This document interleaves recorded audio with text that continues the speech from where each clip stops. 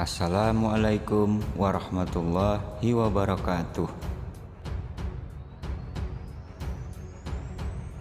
Majapahit adalah sebuah kerajaan besar, sebuah emperor yang wilayahnya membentang dari ujung utara Pulau Sumatera sampai Papua, bahkan Malaka yang sekarang dikenal dengan nama Malaysia, termasuk wilayah kerajaan Majapahit. Majapahit berdiri pada tahun 1293 Masehi. Didirikan oleh Raden Wijaya, yang lantas setelah dikukuhkan sebagai raja, beliau bergelar Sri Kertarajasa Jayawardhana.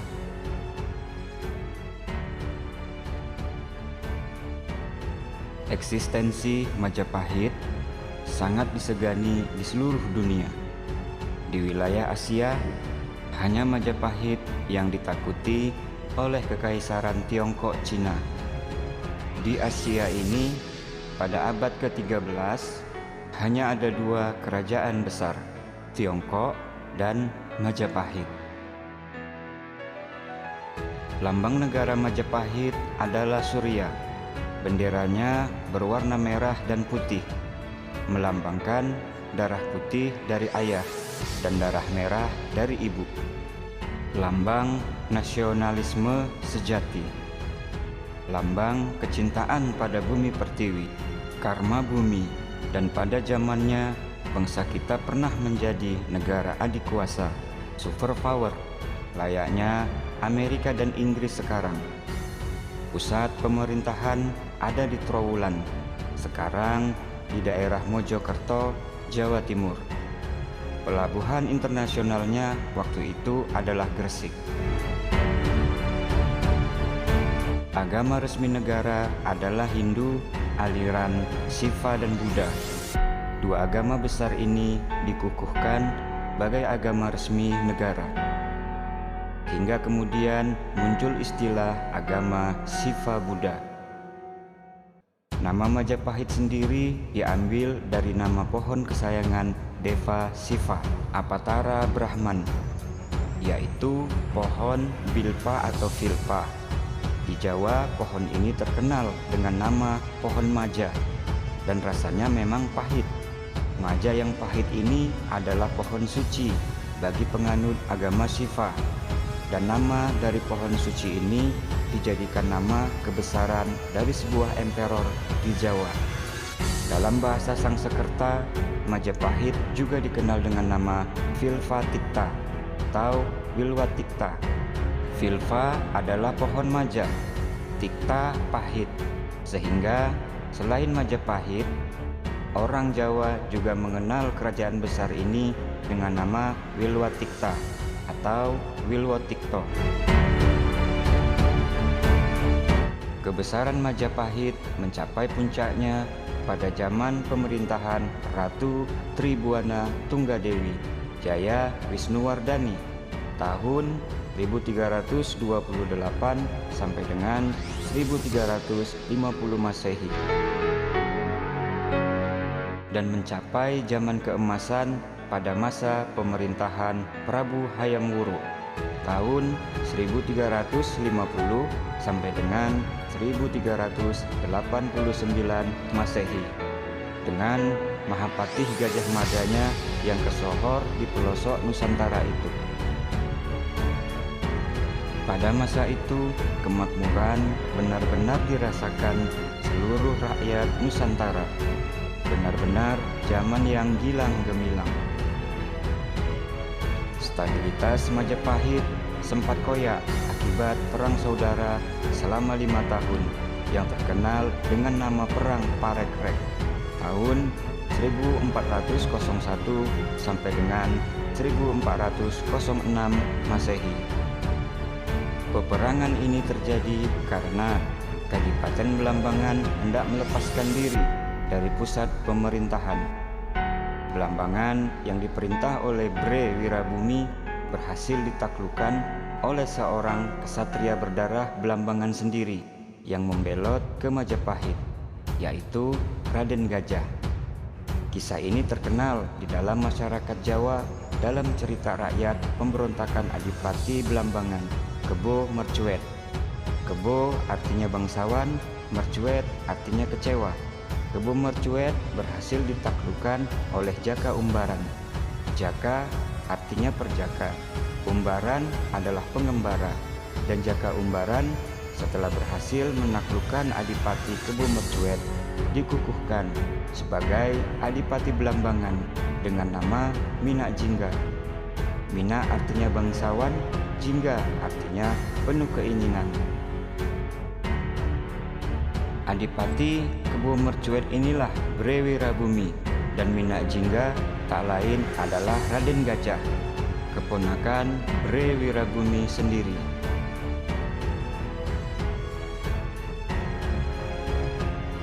Namun, sepeninggal Prabu Wikramawardhana, ketika tahta Majapahit dilimpahkan kepada Ratu Suhita, malahan Raden Gajah yang kini hendak melepaskan diri dari pusat pemerintahan karena merasa diingkari janjinya, dan tampillah Raden Parameswara yang berhasil memadamkan pemberontakan Raden Gajah. Pada akhirnya Raden Parameswara diangkat sebagai suami oleh Ratu Suhita. Dalam cerita rakyat, inilah kisah Damar Wulan. Ratu Suhita tak lain adalah Kencana Wungu. Kencana artinya mutiara, Wungu artinya pucat pasih, ketakutan. Dan Raden Parameswara adalah Damar Wulan. Damar artinya pelita, Wulan artinya sang rembulan. Kondisi Majapahit stabil lagi hingga pada tahun 1453 Masehi. Tahta Majapahit dipegang oleh Raden Kertabumi yang lantas terkenal dengan gelar Prabu Brawijaya atau Brewijaya. Pada zaman pemerintahan beliau inilah Islamisasi mulai merambah wilayah kekuasaan Majapahit. Dimulai dari Malaka dan kemudian mulai masuk menuju ke pusat kerajaan, ke Pulau Jawa.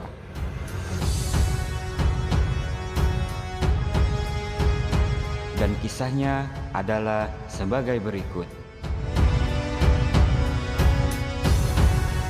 Di wilayah Kamboja Selatan, dulu terdapat kerajaan kecil yang masuk dalam wilayah kekuasaan Majapahit. Kerajaan Champa namanya. Sekarang hanya menjadi perkampungan Champa. Kerajaan ini berubah menjadi kerajaan Islam sejak Raja Champa memeluk agama baru itu. Keputusan ini diambil setelah seorang ulama Islam datang dari Samarkand, Bukhara, sekarang di daerah Rusia Selatan. Ulama ini bernama Syekh Ibrahim Asmorokandi. Selain berpindah agama, Raja Champa bahkan mengambil Syekh Ibrahim As-Samarkandi sebagai menantu. Raja Champa sendiri memiliki 2 orang putri, yang sulung bernama Dewi Chandrawulan dan yang bungsu bernama Dewi Anarawati. Syekh Ibrahim As-Samarkandi dinikahkan dengan Dewi Chandrawati. Dari hasil pernikahan ini lahirlah 2 orang putra, yang sulung bernama Said Ali Murtado dan yang bungsu bernama Said Ali Rahmat. Karena berkebangsaan Champa atau Indochina, Said Ali Rahmat juga dikenal dengan nama Bong Swiho.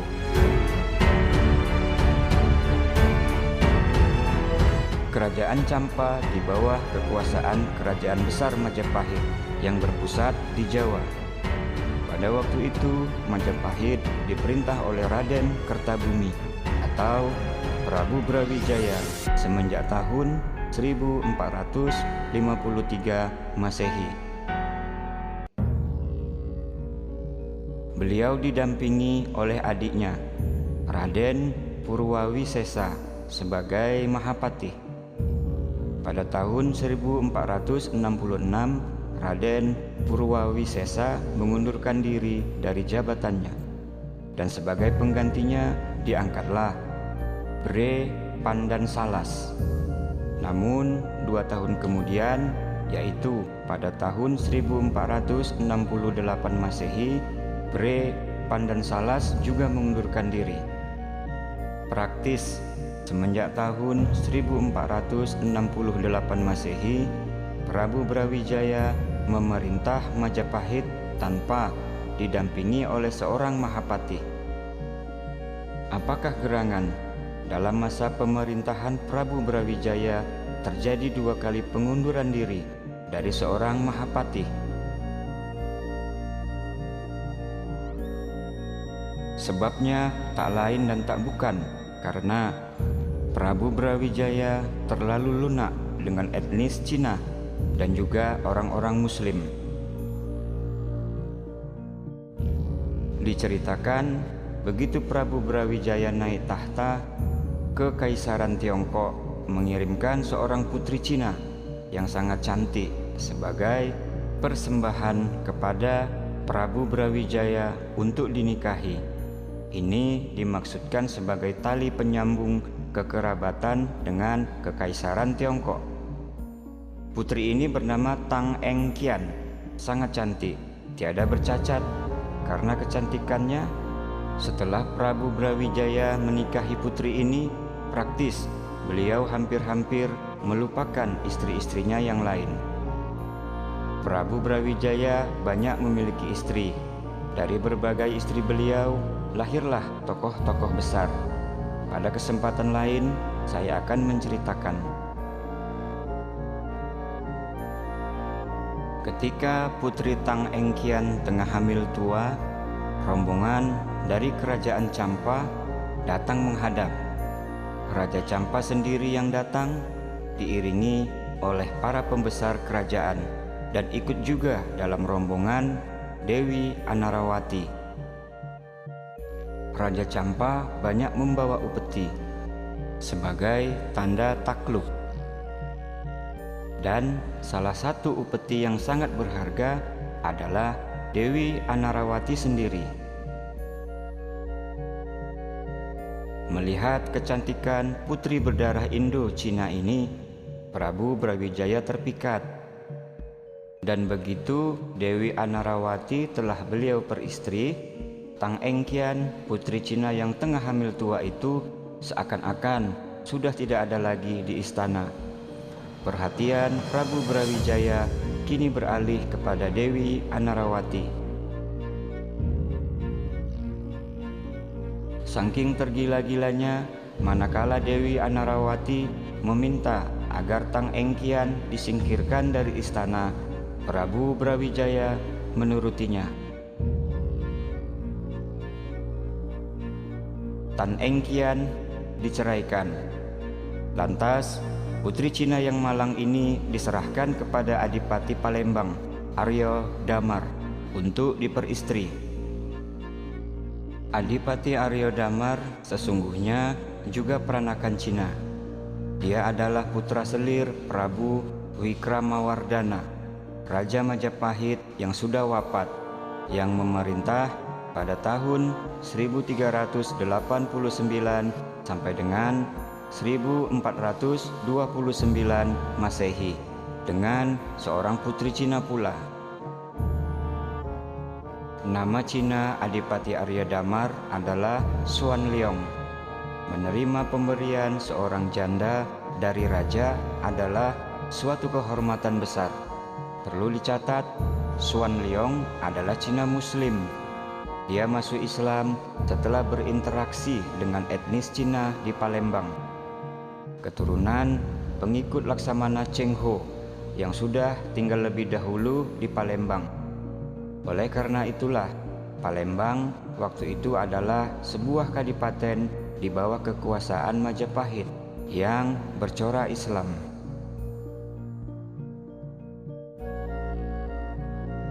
Aryo Damar menunggu kelahiran putra yang dikandung Tan Eng Kian sebelum ia menikahinya. Begitu putri Cina ini selesai melahirkan, dinikahilah dia oleh Aryo Damar. Anak yang lahir dari rahim Tang En Kian hasil dari pernikahannya dengan Prabu Brawijaya adalah seorang anak lelaki, diberi nama Tang Eng Huat. Karena ayah tirinya Muslim, dia juga diberi nama Hasan. Kelak di Jawa, dia terkenal dengan nama Raden Patah.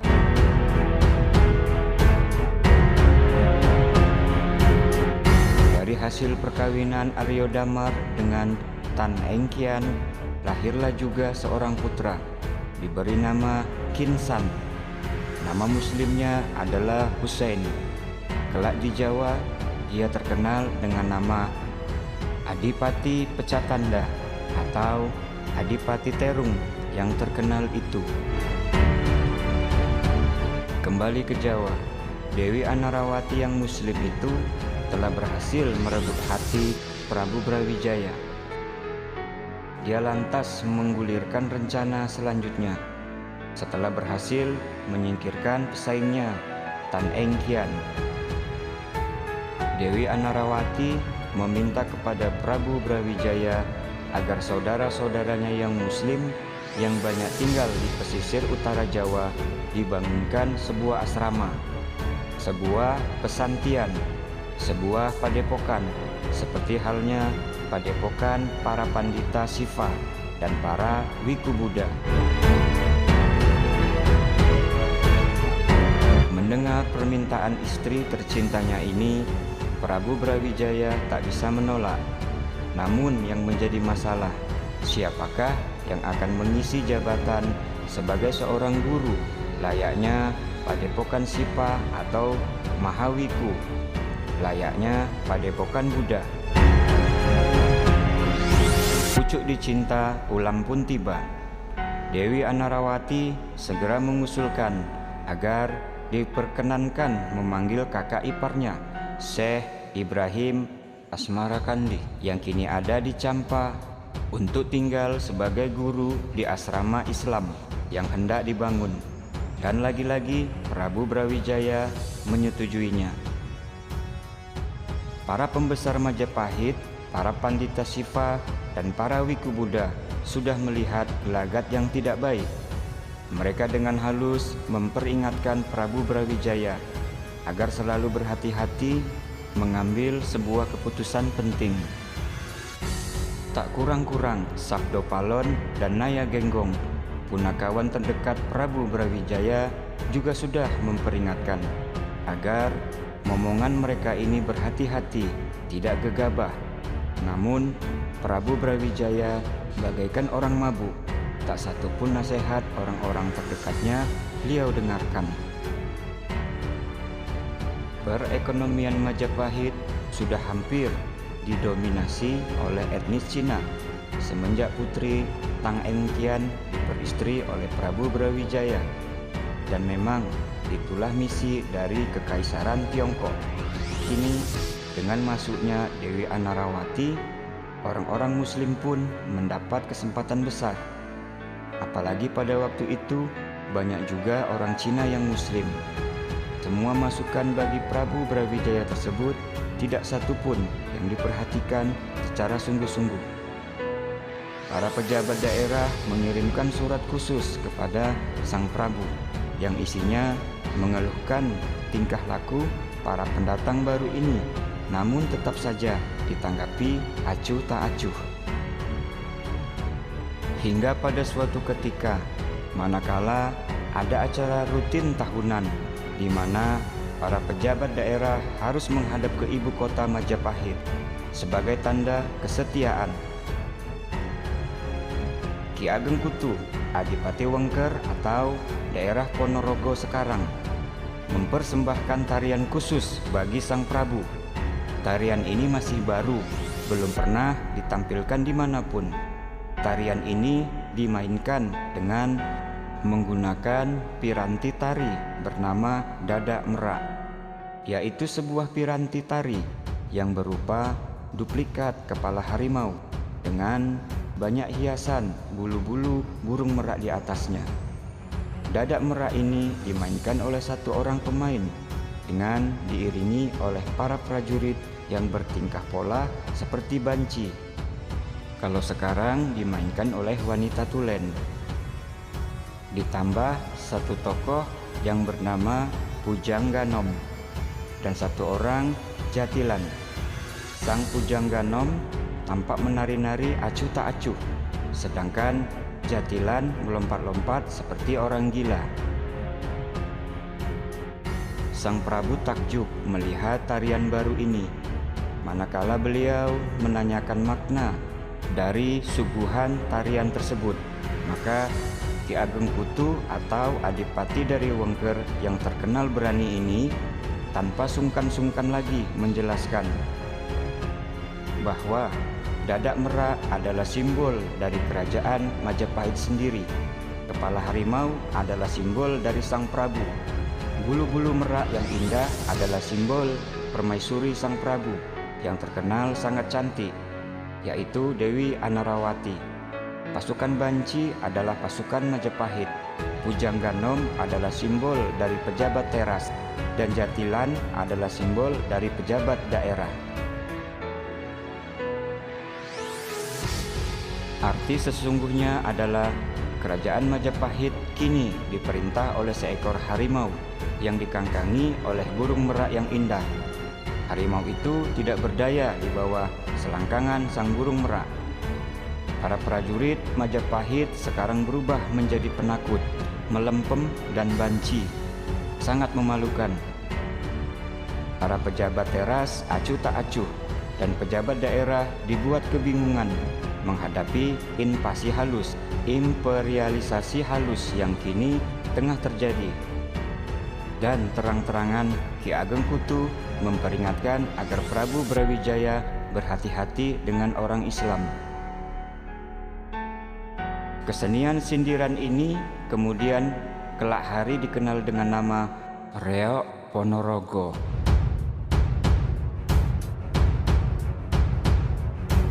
Mendengar kelancangan Ki Ageng Kutu, Prabu Brawijaya murka, dan Ki Ageng Kutu bersama para pengikutnya segera meninggalkan Majapahit. Sesampainya di Wengker, beliau memaklumatkan perang dengan Majapahit.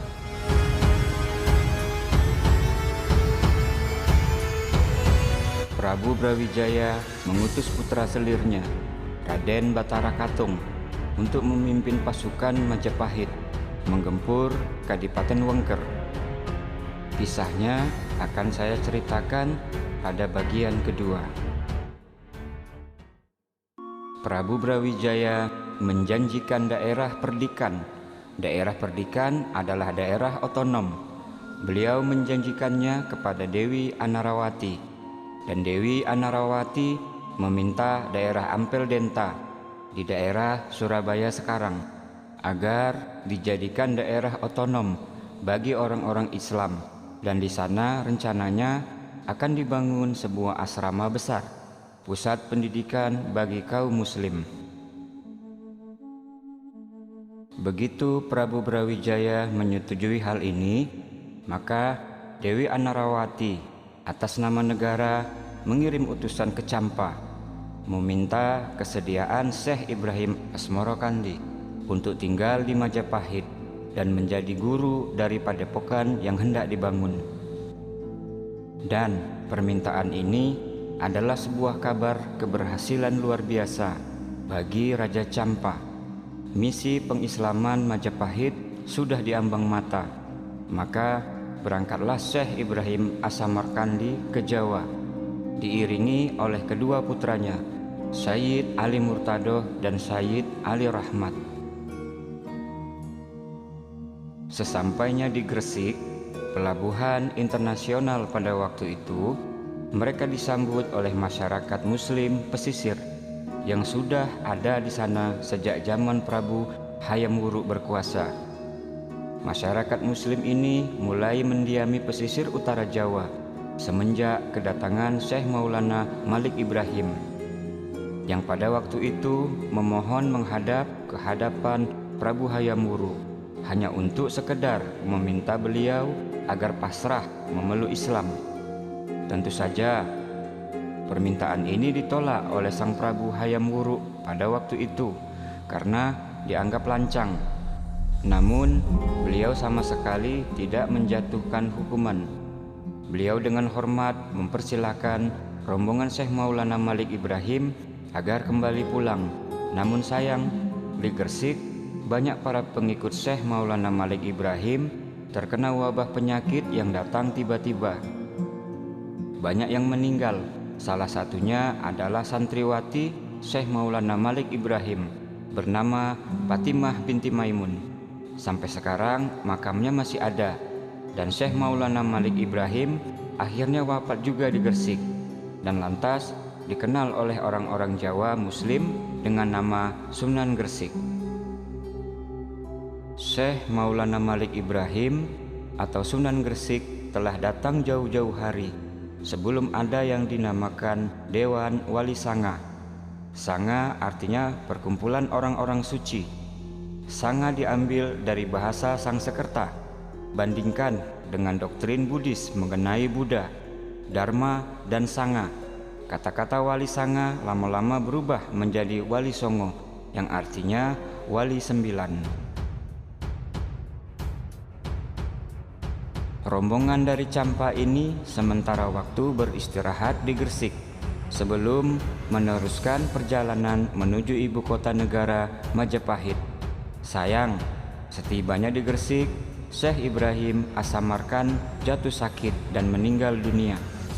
Orang Jawa Muslim mengenalnya dengan nama Syekh Ibrahim Semorokondi. Makamnya masih ada di Gresik sekarang. Kabar meninggalnya Syekh Ibrahim As-Samarkand sampai juga di istana. Dewi Anarawati bersedih. Lantas kedua putra Syekh Ibrahim As-Samarkand dipanggil menghadap. Atas usul Dewi Anarawati, Said Ali Rahmat diangkat sebagai pengganti ayahnya sebagai guru dari sebuah padepokan Islam yang hendak didirikan. Bahkan Said Ali Rahmat dan Said Ali Murtado mendapat gelar kebangsawanan Majapahit, yaitu Rahadian atau Raden. Jadilah mereka dikenal dengan nama Raden Rahmat dan Raden Murtolo. Orang Jawa tidak bisa mengucapkan huruf do. Huruf do berubah menjadi lo, seperti Ridho jadi Rilo, Ramadan jadi Ramelan, Riyado jadi Rialat, dan lain-lain. Namun lama-kelamaan Raden Murtolo dikenal dengan nama Raden Santri. Makamnya juga ada di Gresik sekarang. Raden Rahmat disokong pendanaan dari Majapahit membangun pusat pendidikan Islam pertama di Jawa. Para muslim pesisir datang membantu. Tak beberapa lama berdirilah Padepokan Ampel Denta. Istilah padepokan lama-lama berubah menjadi pesantren untuk membedakannya dengan asrama pendidikan agama Syifa dan agama Buddha. Lantas di kemudian hari Raden Rahmat dikenal dengan nama Sunan Ampel. Raden Santri mengembara ke Bima, menyebarkan Islam di sana, hingga ketika sudah tua ia kembali ke Jawa dan meninggal di Gresik.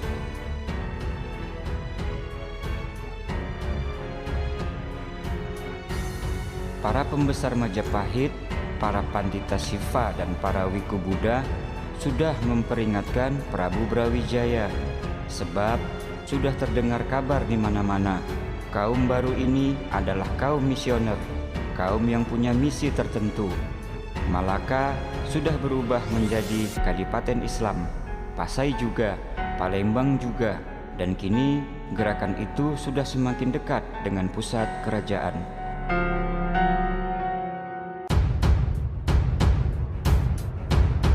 Semua telah memperingatkan Sang Prabu, tak ketinggalan pula Sabdo Palon dan Naya Genggong.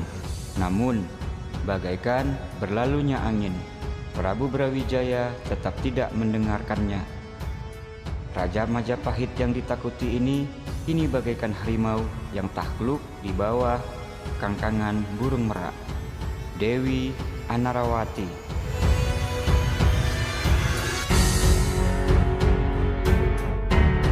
Benarlah apa yang dikatakan oleh Ki Ageng Kutu dari Wengker dulu. Demikian kisah ini disampaikan. Bersambung ke bagian 2, misi pengislaman Nusantara. Wassalamualaikum warahmatullahi wabarakatuh.